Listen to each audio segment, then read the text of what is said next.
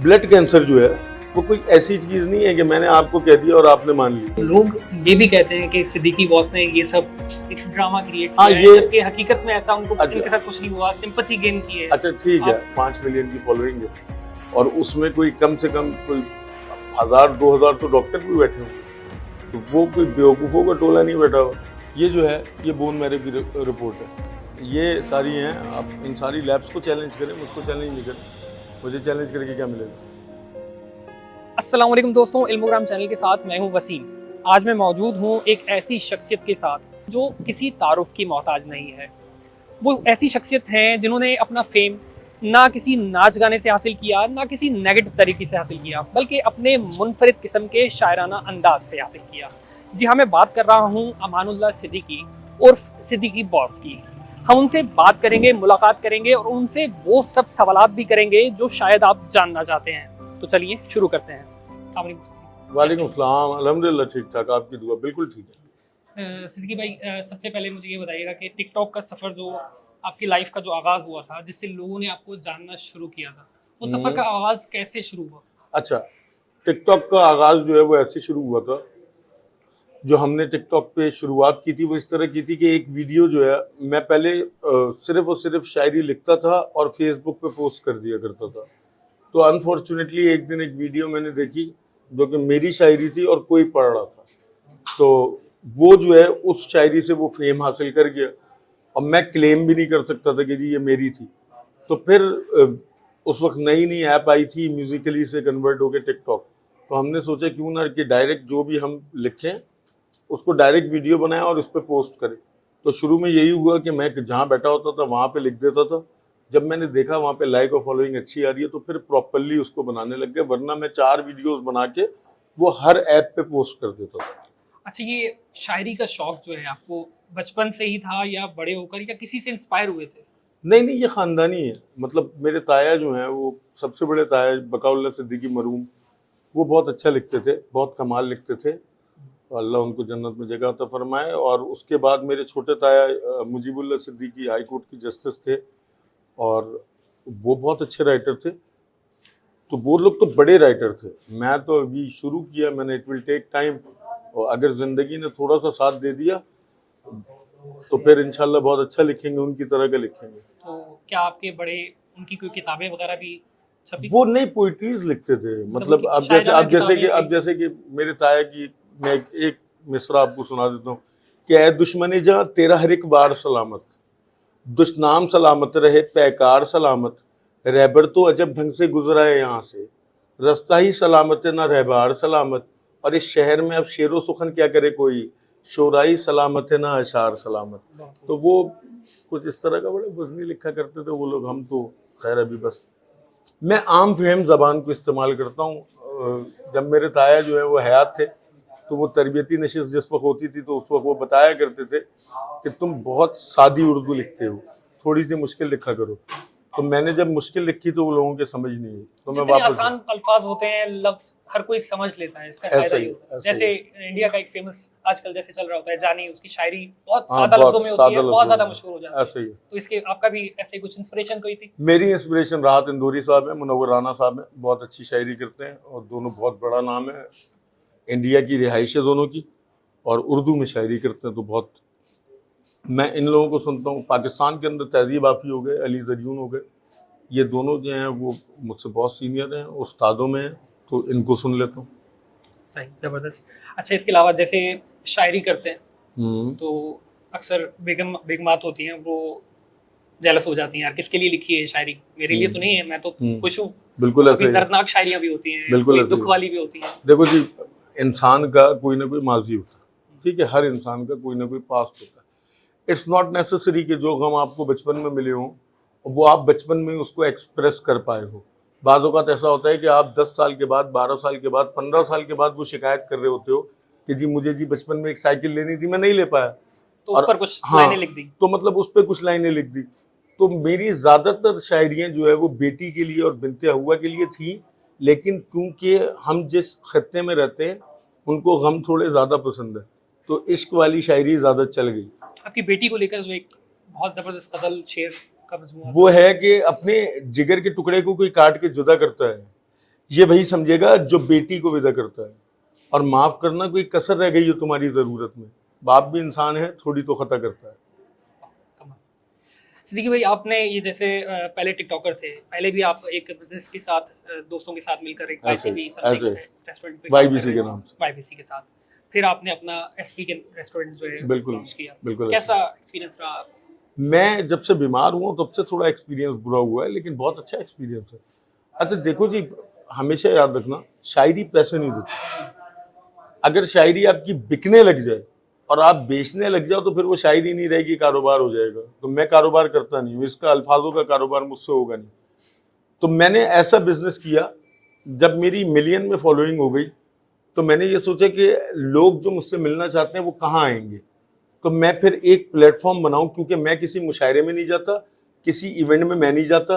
अब जब मैं कहीं जाता ही नहीं हूँ तो लोग मुझ तक कैसे पहुंचेंगे। तो मैंने फिर ये सोचा कि अपना एक ऐसी जगह हो जहाँ पे लोग आके खाना भी खाएं, पे ऑफ करें, उसमें मेरे कोई चार्जेस ना हो। इवेंट में क्या होता है जी, आप 1500-2000 रुपये देते हो तो आप जाके किसी शायर को देखते हो, और मैं ये सब नहीं चाहता। मैं अपनी चीज़ों को बेचना नहीं चाहता। मेरा दर्द है, मेरी मर्जी के बगैर नहीं बिकेगा। तो फैंस अगर आपके पास आते हैं, कैसा फील होता है? मतलब एक आम सी जिंदगी जब आपको लोग नहीं जानते थे और अभी जब सारे लोग जानते हैं तो कैसा फील होता है आपको? अच्छा, मुझे कोई खास इससे फर्क नहीं पड़ा, जो अगर मुझसे सच्ची बात पूछो क्यों फर्क नहीं पड़ा, कि मैं पहले भी शाह फैसल में बहुत ज्यादा मशहूर था, लेकिन वो जो एरिया था वो सिर्फ शाह फैसल तक का था। अब दुनिया भर अब जो है वो मैं जहां जाता हूँ वहां पे कम से कम 4 लोग, 3 लोग, 2 लोग जानने वाले निकल ही आते हैं। तो फर्क इतना खास नहीं पड़ा, लेकिन अच्छा किसको नहीं लगता, मुझे भी लगता है। वैसे इंसान जब मकबूल होता है, थोड़ी इज्जत मिल जाती है, इंसान की फितरत है, थोड़ा सा तकब्बुर आ जाता है। वो कभी आपने फील किया आपके अंदर कुछ ऐसी चीज? कभी भी नहीं। उसूल और तकब्बुर में जरा सा फर्क है। देखें, मसरूफ होना और मगरूर होना दोनों में फर्क है। अगर आपकी कॉल आ रही है मेरे पास कि आप इंटरव्यू दे दें, मैं मसरूफ हूँ, वो एक अलग चीज़ है। और मैं बोलूँ जी मैं आप, अच्छा मैंने तो आज तक किसी चैनल से ये भी नहीं पूछा आपकी फॉलोइंग कितनी है, सब्सक्राइबर कितने हैं। मैं तो डायरेक्ट बैठ जाता हूँ। कोई भी मुझसे कहता है कि जी आप मुझे इंटरव्यू दें, मैं डायरेक्ट बैठ जाता हूँ। तो इससे आप अंदाजा लगा ले, मैंने कभी आज तक किसी से लिंक भी नहीं मांगा, जैसे दुनिया करती है ना कि आप जी अपनी प्रोफाइल भेज दें। हाँ, मैं ऐसी कोई बात ही नहीं करता, मुझे इससे कोई फर्क ही नहीं पड़ता। हो सकता है आज किसी की प्रोफाइल जो है वो 129 की हो, कल 1,29 की हो, मैं क्या करूँगा? कल किसने देखी? किसी ने नहीं देखी। तो जो चैनल अभी छोटे हैं कल को बहुत बड़े हो सकते हैं इंशाल्लाह। अच्छा सिद्दीकी भाई, ये आपकी लाइफ के बारे में बात हुई। अब लाइफ का आपका वर्स्ट फेज, जो आपकी तबीयत खराब हुई, ब्लड कैंसर डायग्नोज हुआ, ये कैसे हुआ था, कब आपको पता लगा था? क्योंकि आपको पहले हेपेटाइटिस सी भी जैसे हाँ, रह चुका है। अब मैं बता देता हूँ। 2 चीजें हैं जो लोगों ने मिक्सअप कर ली हैं। ब्लड कैंसर जो है वो कोई ऐसी बीमारी नहीं है कि आप जी परेशान हो। ब्लड कैंसर में क्या होगा, मैक्सिमम आपको 2-2.5 साल के बाद आप मर आ जाओगे, और जिंदगी का वैसे ही कोई भरोसा नहीं। और ब्लड कैंसर कोई जिसको भी है, वो अगर जहन पे तारी कर लेगा तो फिर वो अगले दिन भी नहीं जी सकता। मैं जो लेटा हुआ था उसकी रीजन ये थी कि मेरा एक ऑपरेशन हुआ था रीढ़ की हड्डी का, एब्सिस का। मैं उस वजह से उठ नहीं पा रहा था, उसका ब्लड कैंसर से कोई ताल्लुक नहीं था। ब्लड कैंसर मुझे ऐसे जो दवाइयां हैं, अल्लाह मालिक का बड़ा एहसान है उस पाक ज़ात का जिसने मुझे इस काबिल रखा कि एटलीस्ट मैं इलाज तो करा रहा हूँ। मैं ऐसे लातादाद पेशेंट्स को जानता हूँ जिनके पास दवाई के पैसे ही नहीं है, मैं तो पाबंदी से दवाइयाँ खा रहा हूँ। तो अल्लाह का शुक्र है, अल्लाह ने बीमारी दी है तो फिर वही कोई ना कोई उसका हल भी देगा, और नहीं देगा तो वो फैसला करेगा जो मेरे हक में बेहतर होगा। ब्लड कैंसर क्योंकि एक जानलेवा मर्ज भी इसे कहते हैं, क्योंकि अगर जानलेवा ही कहते हैं, वक्त पर डायग्नोज ना हो तो क्यूरेबल नहीं होता बेसिकली। हाँ, तो मतलब आपको जब ये डायग्नोज हुआ तो किस स्टेज पे? क्रॉनिक स्टेज पे, पुराना है, और अब ट्रीटेबल है या नहीं है। अब देखिए जी, शिफा तो पता नहीं कि किस गोली में शिफा है और किस निवाले में शिफा है, तो ये आपको पता नहीं है, तो कोई पता नहीं है। लेकिन हाँ, अल्लाह का शुक्र है ब्लड कैंसर डायग्नोज हो गया वक्त पे, ये भी अल्लाह का बड़ा करम है।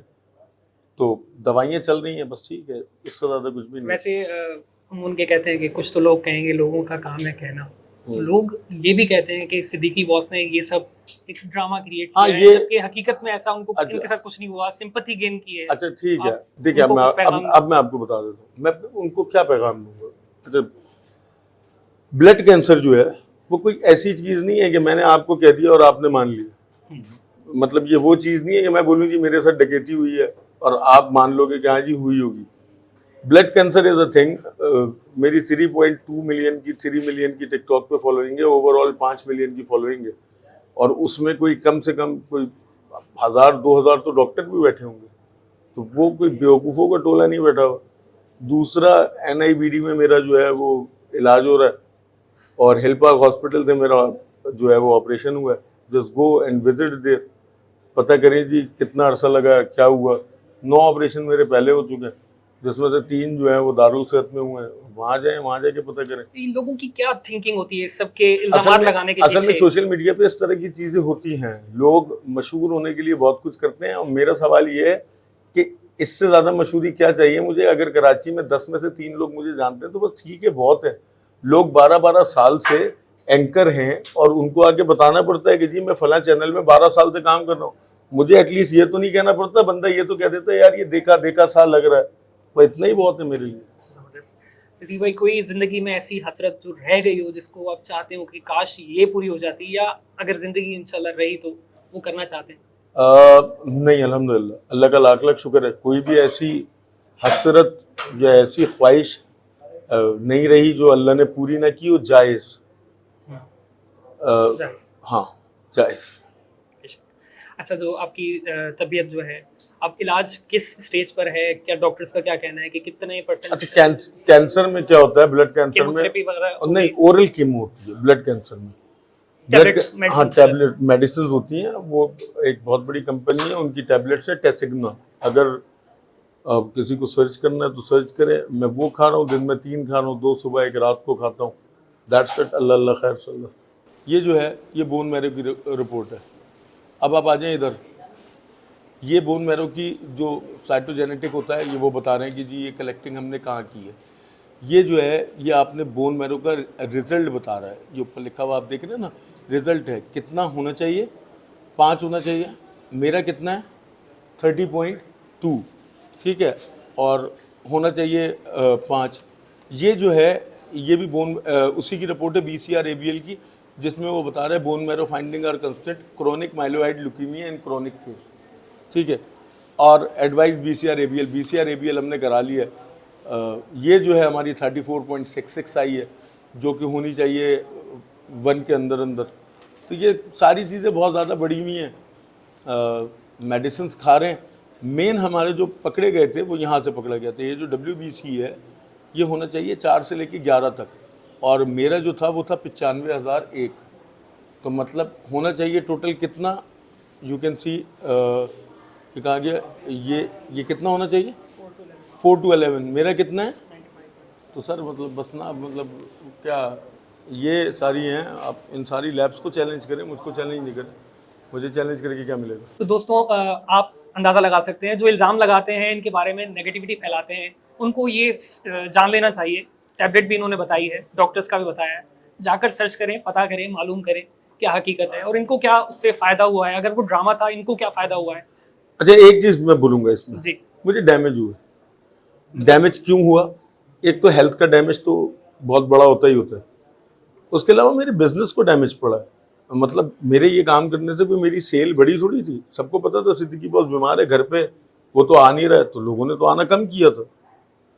कोई भी चीज़ अगर कोई प्रोपोगेंडा हो तो वो इस किस्म का होगा ना कि जिसमें मुझे फायदा होगा। ये तो मेरा पर डे 3 लाख, दोनों ब्रांचेस का मिला के 4 लाख रुपए पर डे का डैमेज था मेरा। तो 1 महीने के अंदर अंदर आप अंदाजा लगाएं, मैंने 1,20,00,000 रुपए का डैमेज खाया सेल का। तो मैं कोई पागल आदमी हूँ? मैं 10 लाख रुपए में पूरे पाकिस्तान की प्रमोशन करवा दूं, यहाँ पे जिसको चाहूँ बुला के बैठा दूं। लेकिन कहने वाले रुकेंगे नहीं, आप इससे मजीद अच्छा इल्ज़ामात भी आ सकते हैं। अच्छा आए 200% आए और 500% आए। इल्ज़ाम लगाना बहुत आसान है, साबित करना बहुत मुश्किल किसी भी चीज़ में। इल्ज़ाम जो है वो आपके पॉलिटिशियंस में भी बहुत लगता है, तो साबित करें। साबित नहीं कर पाते जी, चीखते रहते हैं जी मैं तो पता नहीं कितने सालों से सुन रहा हूँ, इसको घसीट दूंगा, उसको लपेट दूंगा, उसको ये कर दूंगा। तो ये सारी चीज़ें चलती रहती हैं, लाइफ का हिस्सा है। इल्ज़ाम जिसने लगाना है वो लगाता रहे। अगर किसी की तबीयत के अंदर किसी के लिए बुग्ज होगा तो वो ज़िंदगी भर रहेगा, वो मैं नहीं निकाल सकता। ज़बरदस्त हाँ। ज़बरदस्त। तो दोस्तों, ये सिद्दीकी भाई का ये पैगाम था आप सबके लिए और उन लोगों के लिए जो इनके बारे में नेगेटिविटी फैलाते हैं और कहते हैं कि ये सब इन्होंने ड्रामा किया था। तो वो अगर कोई बात सामने लेके आते हैं तो उसको साबित भी करके दिखाएं, ऐसे किसी के कैरेक्टर पर कीचड़ मत उछालें। तो दोस्तों, आपको आपके सवालात के जवाब जरूर मिल गए होंगे। आपको इससे अंदाजा हो गया होगा कि किसी की जिंदगी पर कीचड़ उछालने का अंजाम क्या होता है, और आपने जिस तरीके से सिद्दीकी बॉस की लाइफ में कीचड़ उछाले, उनसे उनकी लाइफ किस हद तक डैमेज हुई है। तो इसलिए कहते हैं कि अपनी ज़िंदगी में रहें, खुश रहें, अपनी ज़िंदगी को देखें। दोस्तों, ये थी आज की वीडियो। हमें उम्मीद है कि वीडियो देखकर आपके इल्म में ज़रूर इजाफा हुआ होगा। वीडियो पसंद आने की सूरत में लाइक, कमेंट और शेयर करके हमारी हौसला अफजाई ज़रूर करें। शुक्रिया।